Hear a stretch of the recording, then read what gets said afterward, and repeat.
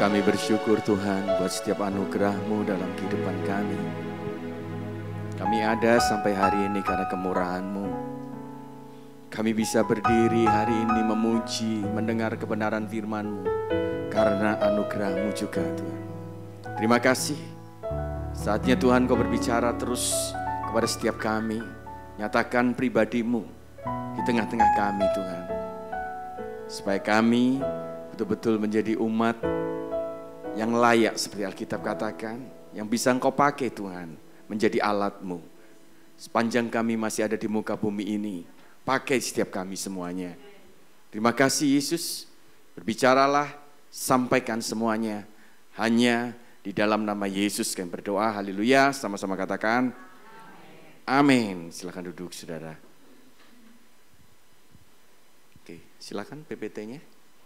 Nah, saya mau share saudara tentang membangun spiritualitas, saudara. Ini sesuatu yang dasar atau membangun kerohanian ya, kalau orang ngomong ya. Bagaimana kerohanian kita? Kerohanian ini kan tidak bisa dilihat, saudara.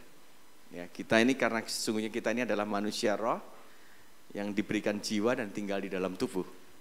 Jadi akan amat sulit sekali, saudara, kita melihat seseorang, bagaimana seseorang itu bertumbuh dan bagaimana kita akan lihat bersama-sama bagaimana kita membangun kerohanian kita ya.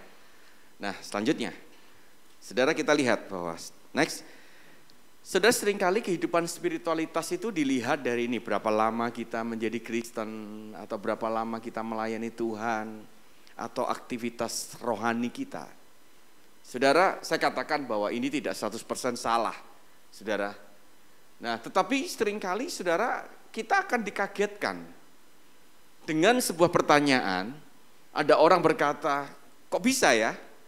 Udah menjadi Kristen 10 tahun kok hidupnya masih seperti itu. Nah makanya itu sudah menjadi sebuah pukulan buat kita. Kok bisa ya? Loh dia pelayan Tuhan loh. Dia melayani Tuhan dan aktif secara rohani. Kok masih bisa gitu ya? Tipu sana, tipu sini. Nah saudara, ada banyak pertanyaan yang membuat orang jadi confused, bingung, saudara. Ini seperti apa itu sebetulnya, saudara? Apa yang sedang terjadi dengan kekristenan itu? Bahkan kalau orang nggak tahu, udah diambil aja. Oh ternyata Kristen itu nggak benar. Ya, orang melayani nggak menjamin. Akhirnya dia bingung. Dia ini harus menaruh panutan itu kepada siapa, kira-kira gitu. Ya, bahkan kekecewaan tidak banyak, saudara, tidak sedikit ya, yang mereka tinggalkan gereja karena kekecewaan demi kekecewaan, saudara. Nah, tetapi sesungguhnya selanjutnya saudara kita akan melihat bersama-sama bahwa spiritualitas itu bukan dilihat dari ini. Memang nanti ini saudara akan jadi akibat, tapi spiritualitas itu adalah tingkat keterhubungan kita dengan Yesus. Ya. Jadi bukan dilihat ini. Nah, saudara, selanjutnya kita lihat harusnya begini, saudara. Penilaiannya bukan dari atas ke bawah. Ya, kalau saudara melihat ada orang-orang Kristen, saudara yang lama setia, pertanyaannya adalah begini, saudara mesti cek bagaimana keterhubungan dia, orang itu bersama dengan Yesus. Kalau memang dia menjadi Kristen setia karena dia terus terhubung dengan Yesus, dalam kehidupannya saudara, dia senantiasa terus bercerita tentang Yesus, di dalam kehidupan dia melayani Tuhan, karena dia mengucap syukur karena Yesus itu baik, keterhubungannya dengan Yesus jelas, harusnya ini hanya menjadi dampak saja, saudara. Jadi nggak bisa kalau lihat ini, pasti ini enggak. Tapi kalau ini, pasti ini ya. Nah kira-kira gitu. Sama seperti baik dan benar. Ya, baik itu belum tentu benar. Tapi semua yang benar pasti baik. Nah sekiranya seperti itu, saudara. Jadi kalau kita melihat ada orang Kristen kok masih tipu sana, sudah 10 tahun, udah melayani. Saudara tahu bahwa ya itu berarti ini tidak dampak dari ini. Ya, berarti abaikan bahwa bisa saja bahwa apa yang dilakukan selama ini hanya pelarian. Dia menjadi Kristen karena Kristen agamawi, tradisi, karena orang tuanya dulu Kristen, maka dia menjadi Kristen. Kenapa ada orang Kristen sudah sekian lama, tiba-tiba dia jadi mualaf? Nah, saudara bisa lihat ini, karena mereka menjadi Kristen tanpa terhubung dengan Yesus. Jawabannya sesimpel itu, saudara. Ya. Nah, sekarang kita lihat parameternya selanjutnya. Nah, kita lihat nanti kita akan bahas ada 5 parameter, saudara. Ya, jadi parameter kerohanian spiritualitas kita itu harusnya ada 5 ini, saudara, yang terjadi. Yang pertama adalah, kita nanti bahas satu-satu, hidup semakin dikuasai oleh firman. Ya. Kemudian yang kedua, semakin mengasihi Tuhan dan sesama. Ya, ini saya tulis, saudara, karena saya nggak percaya begini. Orang itu kalau semakin mengasihi Tuhan, pasti juga semakin mengasihi sesama. Amin. Nggak ada, saudara, orang ngomong, saya mengasihi Tuhan, tapi dia benci dengan sesama. Hubungan dengan Tuhan baik, tapi rusak semua hubungan dengan sesama. Saya nggak percaya itu. Hubungan kita dengan Tuhan itu berdampak dengan sekeliling kita. Sekali lagi, kalau ada orang berkata, Yesus juga nggak disukai banyak orang, salah. Yang nggak suka sama Yesus cuma ahli Taurat dan orang Farisi dan Saduki. Sisanya mencintai Yesus. Ya, karena Yesus mengobrak-ngabrik agamawi, saudara. Ya, kemudian makin peka terhadap kehadiran Tuhan. Nanti kita lihat.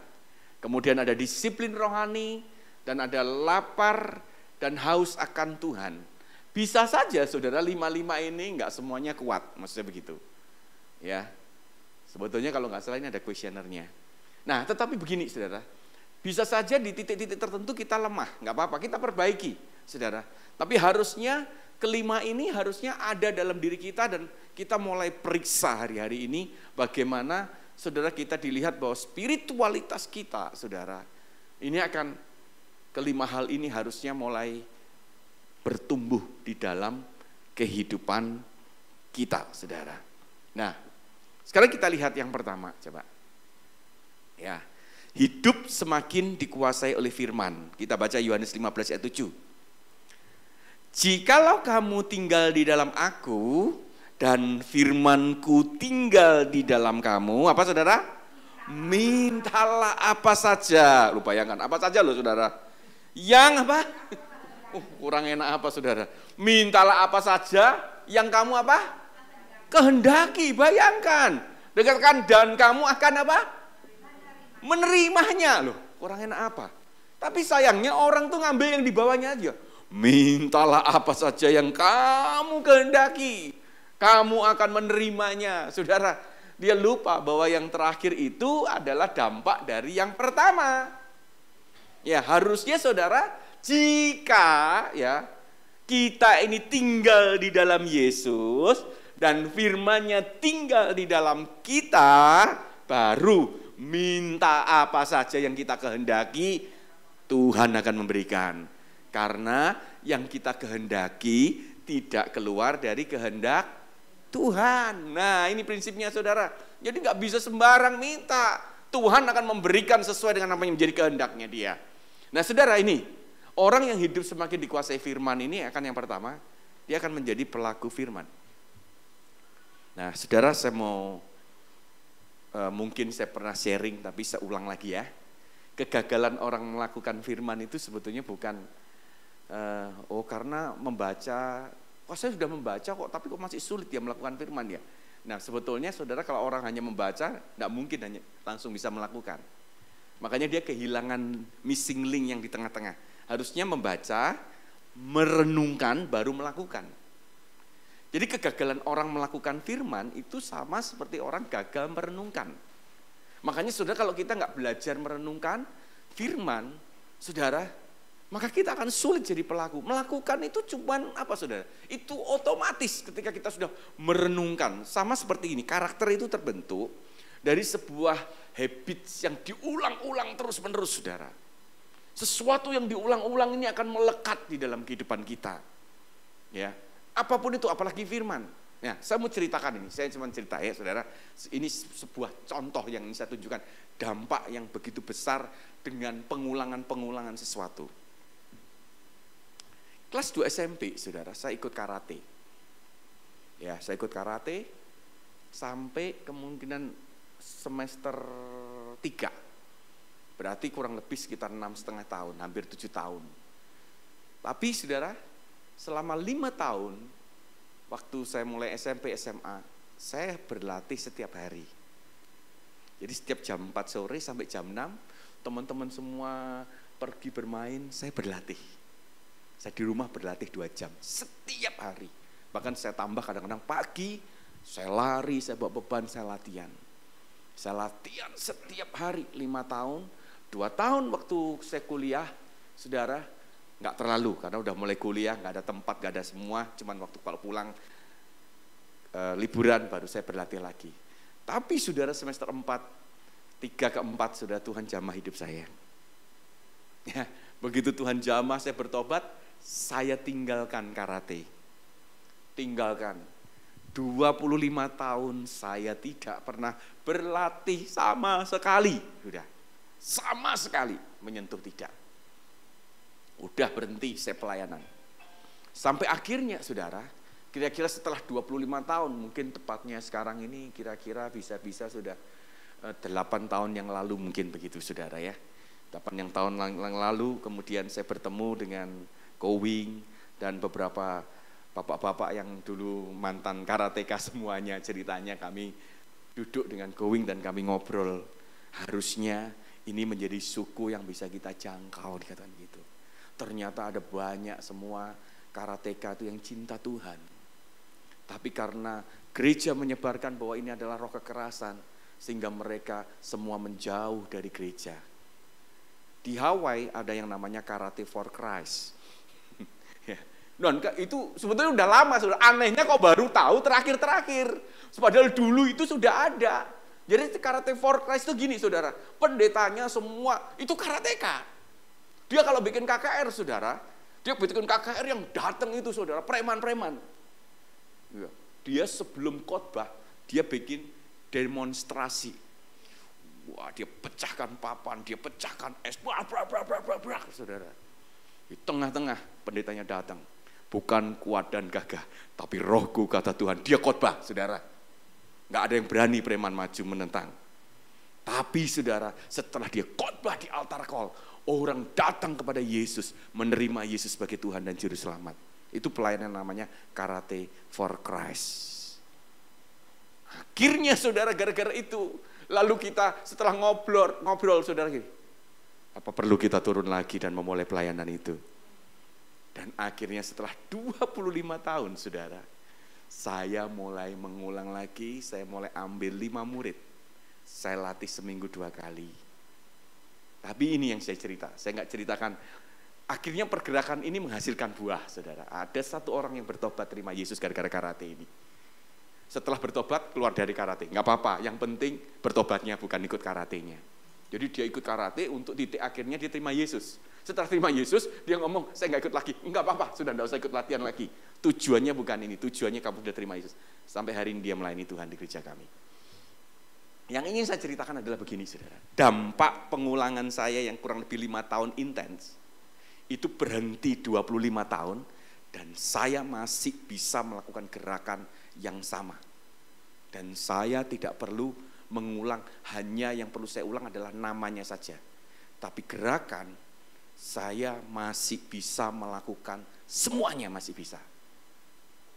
Buat saya itu amazed, saudara. Karena 25 tahun gak latihan itu sudah gak karu-karuan badan, saudara. Ya walaupun sudah beda. Waktu saya latihan, pulang latihan sakit semua badan, saudara. Kayaknya remek semua gitu.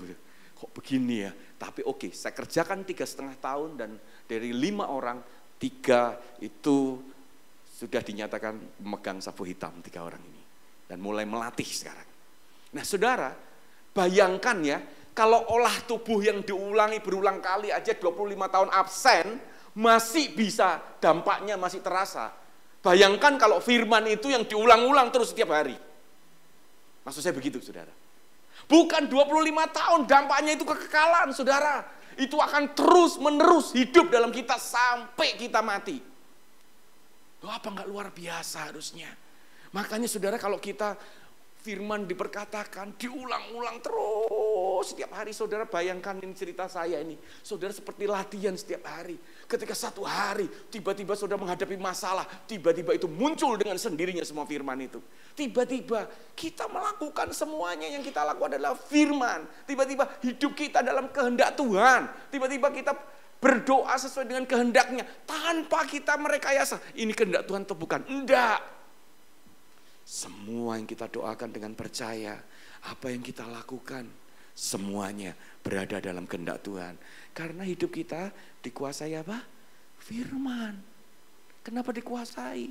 Karena kita renungkan terus firman setiap hari. Diulang-ulang terus, diperkatakan terus, dimasukkan dalam pikiran, dinyanyikan. Firman, firman, firman terus. Saudara, ini ya, kalau saya menyampaikan kebenaran firman ini, saudara perlu tahu. Kadang-kadang saya diprotes di gereja. Ya, diprotes saudara, begitu anak-anak pernah mendengar saya khotbah di gereja saya, kemudian satu kali dia ikut pelayanan saya di tempat gereja lain, terus dia ngomong gini, loh kok beda, kok lebih bagus yang ini? Nah saudara gitu, ya, saudara tahu kenapa? Karena waktu yang di gereja kami, itu yang pertama kali saya khotbah. Jadi rupanya firman pun itu ya saudara, kalau diperkatakan semakin banyak, semakin dikatakan 50 kali, itu muncul pewahyuan baru-baru terus saudara. Makanya mereka ngomong, kok lain? Ini materinya sama, saya katakan. Tapi lain, beda. Oh iya, memang. Karena ini sudah ke 15 kali. Firman itu, saudara, kalau tambang digali semakin habis. Tapi firman digali semakin kaya. Hebatnya begitu, saudara. Firman semakin digali, semakin kaya, saudara. Semakin digali, semakin kaya. Nggak akan ada habisnya.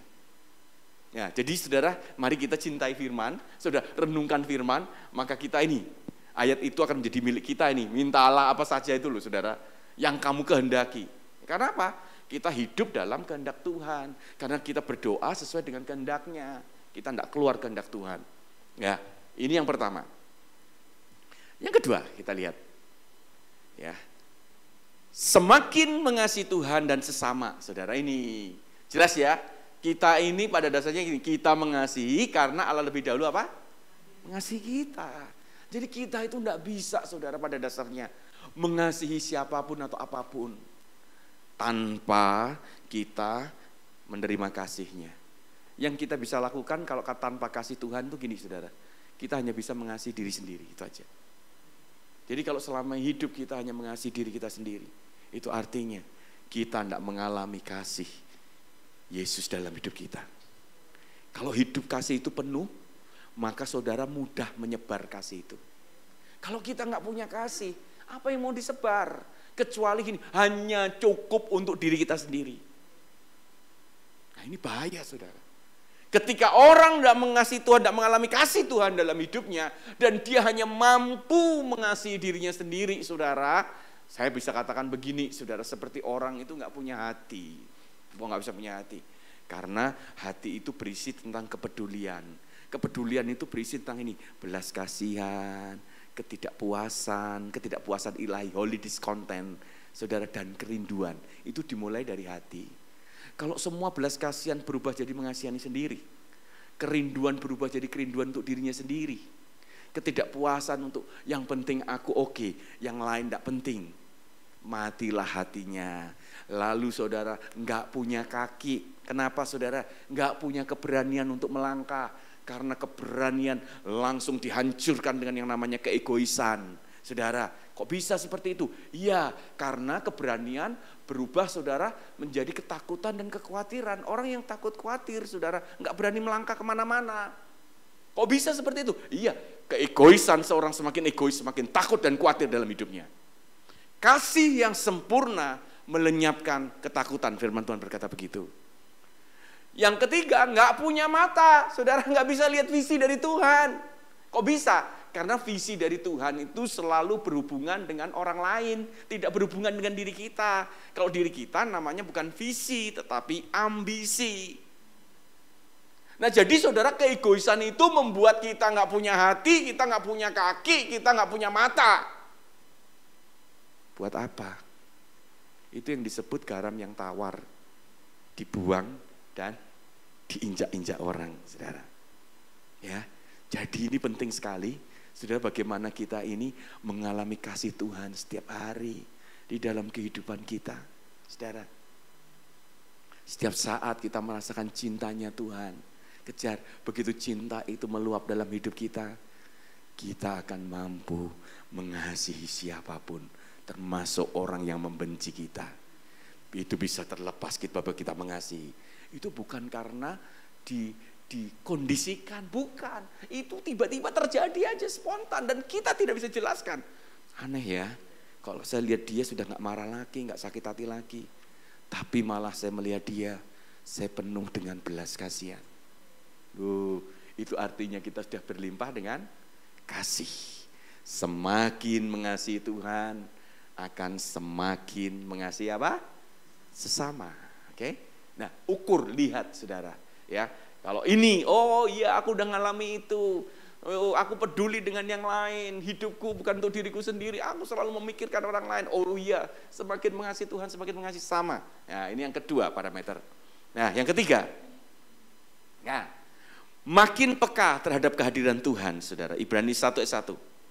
Setelah pada zaman dahulu, saudara, Allah berulang kali dan dalam berbagai cara berbicara kepada nenek moyang kita dengan perantaraan nabi-nabi. Berbagai cara, ini saya garis-bawahi, saudara. Ya, saudara, saya punya definisi gini. Peka itu adalah percaya kalau Tuhan itu berbicara lewat berbagai macam cara. Maksud saya begini, peka itu artinya saudara bahwa kita itu gini, saudara, selalu aware, selalu gini, waspada begini. Jangan-jangan Tuhan bicara. Lewat siapa, saudara? Lewat teman kita. Lewat siapapun yang kita jumpai. Lewat hati nurani kita.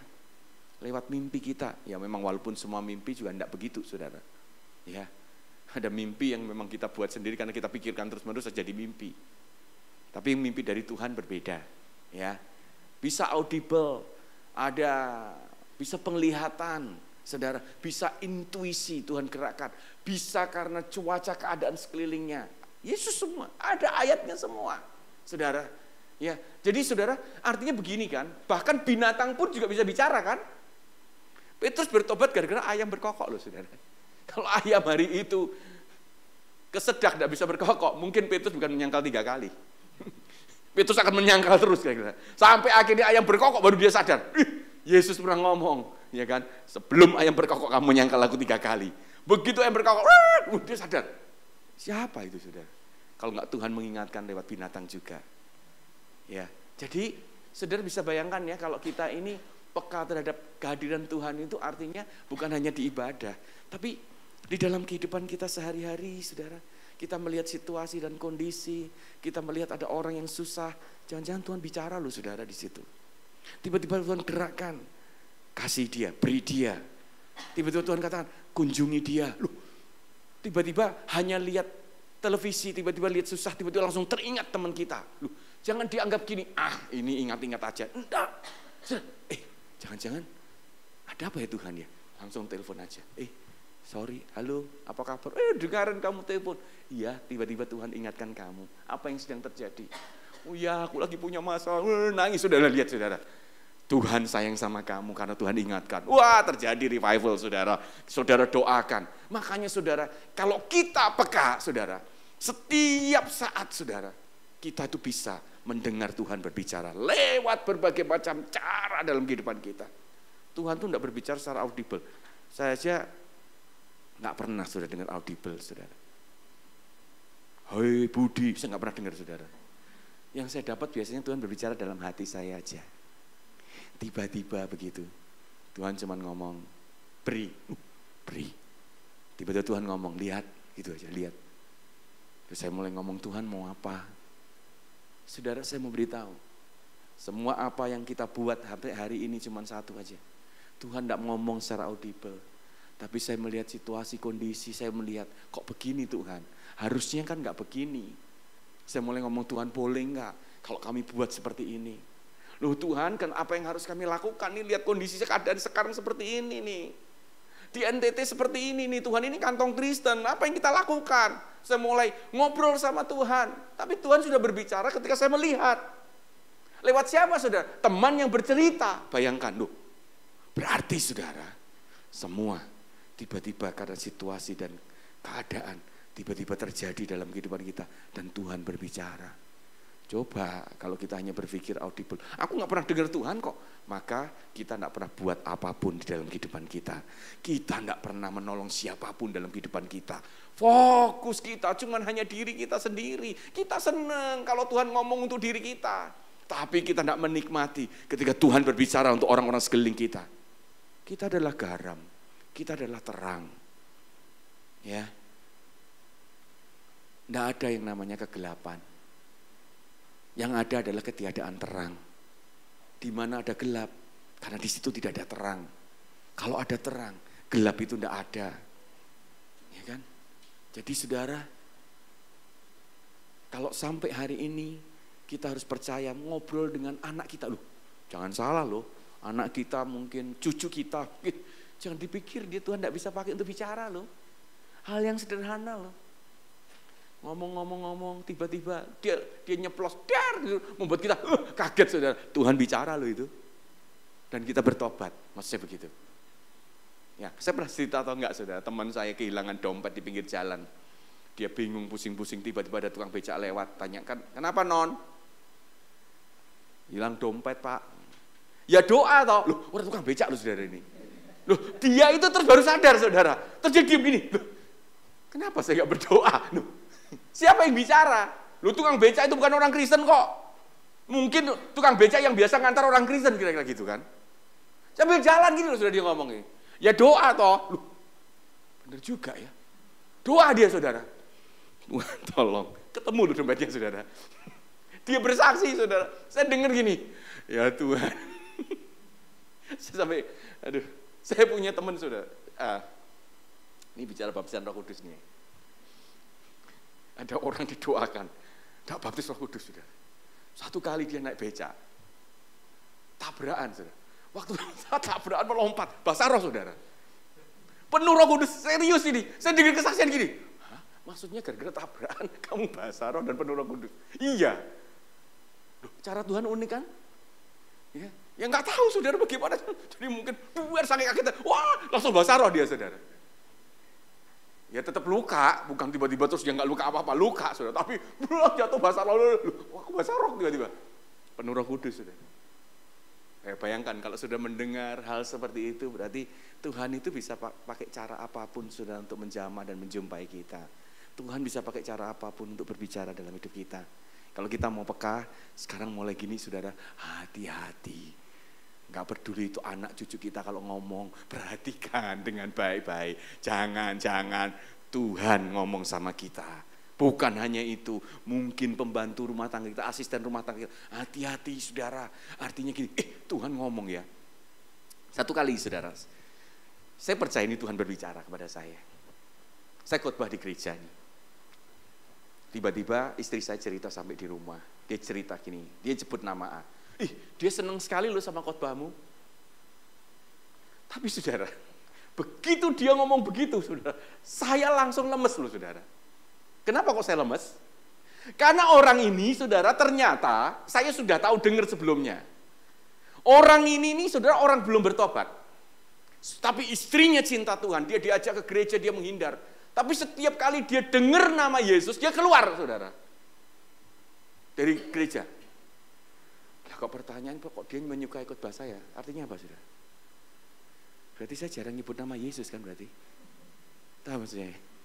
Berarti saya hari itu tidak menyebut nama Yesus sehingga dia senang.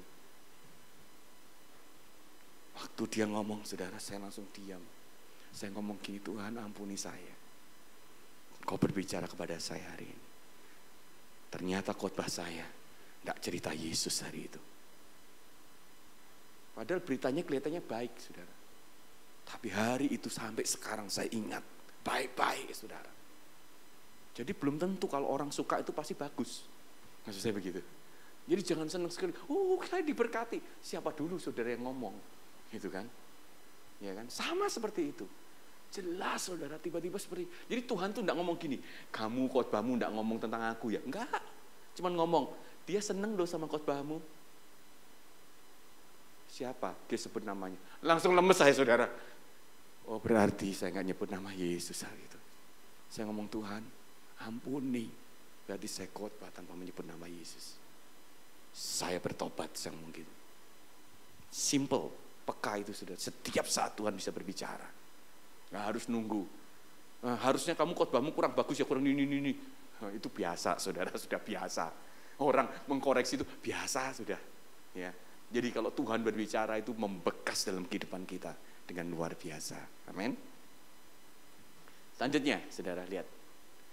Disiplin rohani ya, saudara, saya nggak perlu jelaskan detail ya. Ya, walaupun saudara bisa disiplin yang lain, ada bisa ditambah puasa, misalkan boleh lah, saudara apapun itu. Tapi paling tidak saudara belajar berdisiplin untuk berdoa, firman Tuhan, merenungkan firman, bersaksi. Tapi ingin saya garis bawahi saudara, sebelum saudara bersaksi, saudara harus menjadi saksi. Saksi itu dilihat. Jangan saudara jago bersaksi, tapi hidupnya nggak menjadi saksi. Menjadi saksi dulu, baru bersaksi, ya. Ya, saudara bayangkan kalau orang merenungkan firman itu berbuah pada musimnya. Terus menghasilkan buah setiap musim kehidupan kita. Nah, ini saya nggak bahas detail karena ini sudah paling sering. Tapi saya akan masuk ini agak sedikit. Saya bahas adalah lapar dan haus akan Tuhan. Selanjutnya, nah ini saudara. Ini ciri ini penting. Berbahagialah orang yang lapar dan haus akan kebenaran karena mereka akan dipuaskan. Ini ciri dari lapar dan haus akan Tuhan. Selanjutnya, ini lihat. A.W. Tozer, saudara, ini seorang penulis, seorang pembicara yang hebat. Dia berkata begini, musuh terbesar orang Kristen adalah puas diri secara rohani, saudara. Kalau kita merasa puas, ini musuh terbesar orang Kristen.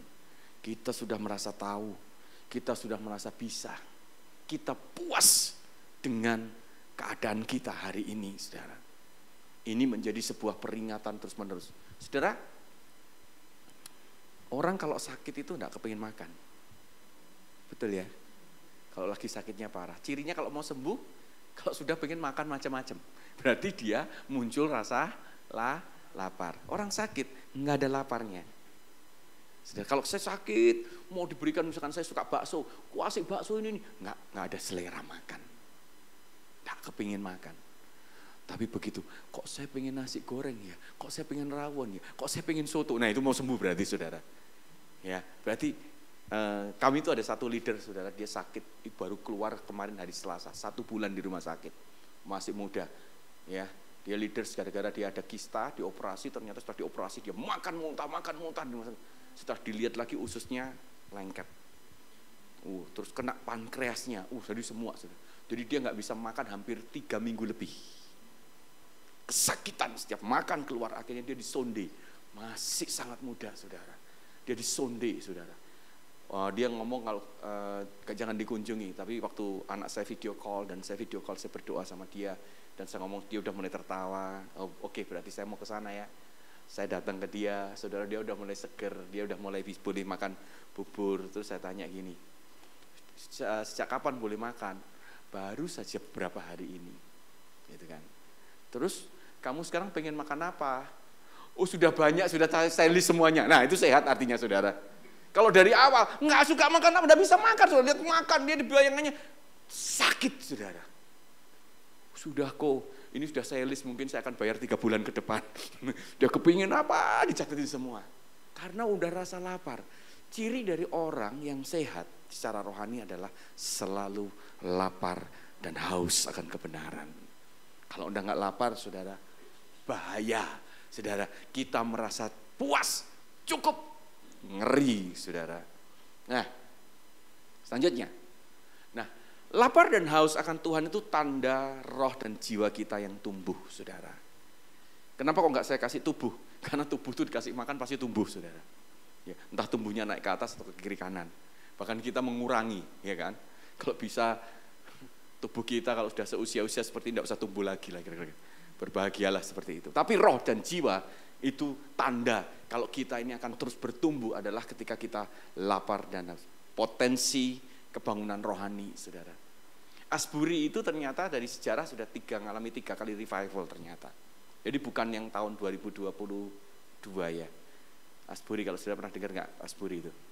Ternyata 3 kali, saudara. Yang pertama adalah 1905. Ini saya agak lupa ya tahunnya. Yang kedua sekitar 1970 sekian. Dan yang ketiga 2022. Jadi sudah selisihnya ya, bayangan ya. Dari 05 sampai tahun 70 itu hampir 60 tahun kemudian. Ya, tapi dari 70 itu hampir 30 tahun kemudian. 50 ya. 50 tahun kemudian juga. Nah, sudah lihat ya. Itu jarak itu ternyata udah 3 kali. Nah, di Asbury itu saudara, revival itu terjadi, itu sebetulnya bukan acara khusus. Itu acara penyambutan mahasiswa baru. Jadi ibadah penyambutan makan. Dan itu dilakukan berulang-ulang tiap tahun, saudara. Tapi ternyata, saudara, yang membuat berubah adalah karena di acara hari itu ada orang-orang yang lapar dan haus dan berdoa untuk Tuhan menyatakan pribadinya di sana. Gara-gara itu, saudara, orang yang datang di jamah Tuhan bertobat. Orang datang di jamah Tuhan bertobat. Orang datang bertobat. Datang bertobat semakin banyak, saudara. Waktu itu saya udah nggak ikuti lagi. Waktu itu sekitar hampir 2 minggu nggak ada kuliah, saudara. Gara-gara semua orang datang ke sana cuma hanya ngalami Yesus saja. Ya, jadi potensi kebangunan rohani itu selalu dimulai dari lapar dan haus. Oke, tanda orang sekarang masuk. Ya, tanda orang yang lapar dan haus akan Tuhan. Yang pertama, lihat ini. Saudara, isi pembicaraan terbanyak tentang Tuhan. Kok bisa? Saya percaya di tempat ini semua pernah jatuh cinta ya. Walaupun itu mungkin sudah 20 tahun, 30 tahun yang lalu. Atau mungkin sekarang sedang lagi jatuh cinta sama suaminya atau bagian lagi dibangkitkan. Tapi sudah tahu kalau orang lagi jatuh cinta itu apa sih, saudara? Orang jatuh cinta sama kepahitan itu mirip loh, saudara. Duh, percaya enggak? Loh, ini loh, saudara, maksud saya gini ya. Orang yang jatuh cinta itu yang dibahas orang itu terus. Orang kepahitan juga sama yang dibahas itu terus, saudara. Saya punya anak rohani suami istri. Istrinya itu sakit hati sama mertuanya. Ya dari dulu memang itu misteri, saudara. Menantu vs mertua. Terus suaminya cerita ke saya gini. Dia ngomong, "Kok, ini loh istri saya ini. Kalau cerita apapun selalu muncul figuran yaitu mami saya. Jadi cerita makanan muncul maminya, saudara. Oh kalau maminya, loh muncul lagi kan gue figurannya. Nah saudara, tapi bedanya saudara orang jatuh cinta dengan orang kepahitan. Ini kalau cerita dia marah. Kalau orang jatuh cinta itu berbinar-binar, saudara.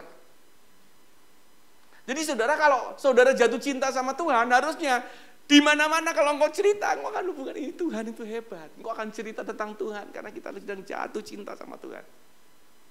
Kalau nggak pernah jatuh cinta, nggak pernah ngomong sama sekali. Ya jangan kepahitan ya, karena cerita terus, Tuhan itu nggak adil, tuh cerita terus kepahitannya.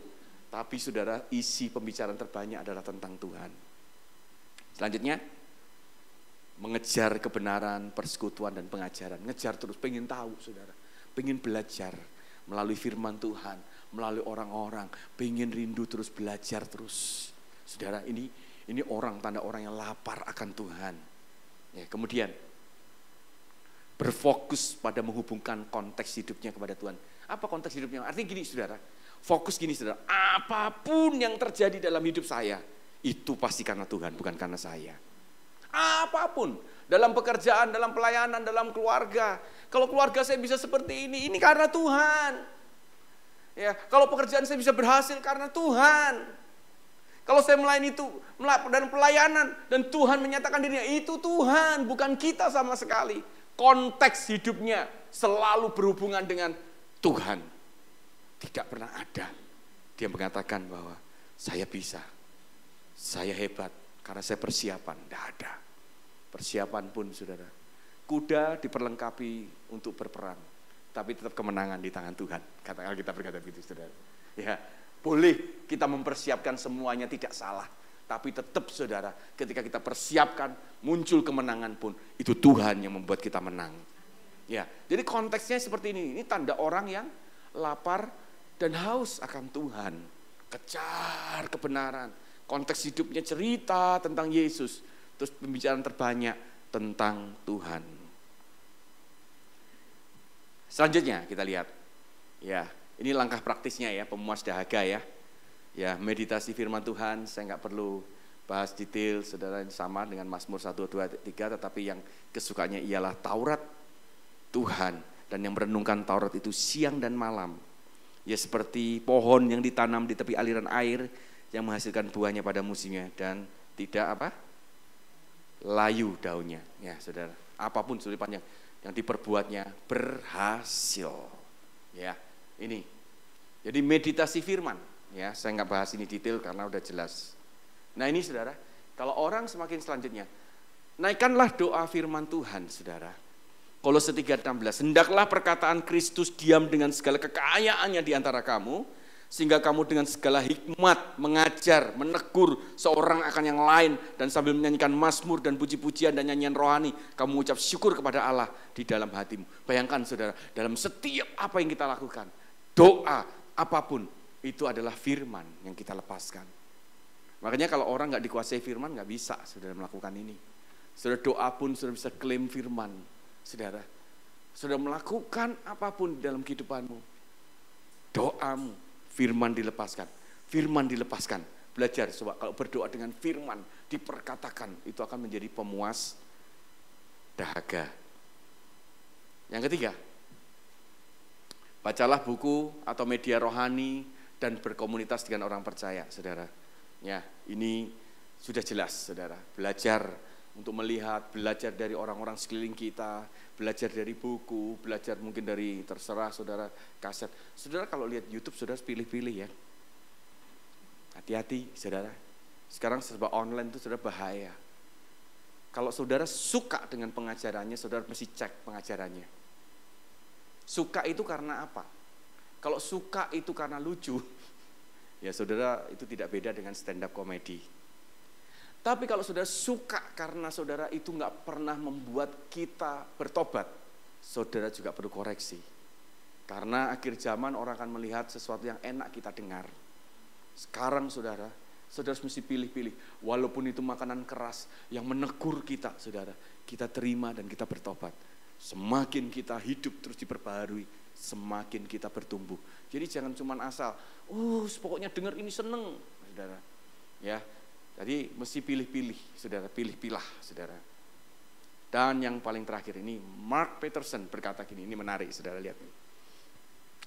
Jika Anda tidak merasa lapar, mungkin Anda kenyang dan penuh dengan dirimu sendiri. Itu Mark Peterson berkata begitu. Ya, kalau hari ini kita tidak lapar dan haus akan Tuhan, jangan-jangan hidup kita dipenuhi oleh diri kita sendiri. Ya, itu sebabnya, saudara. Mari kita lihat bersama-sama dan kita mulai bertumbuh bersama-sama, saudara, menuju kedewasaan yang penuh. Mari kita berdoa. Kami bersyukur Tuhan buat setiap kebenaran yang dilepaskan. Hamba-Mu jauh dari sempurna, tapi Engkau yang menyempurnakan semuanya. Kau berbicara secara pribadi dengan pewahyuan-Mu yang melampaui segala akal kami. Terima kasih. Sekali lagi kami serahkan semuanya hanya di dalam nama Yesus. Haleluya. Amin.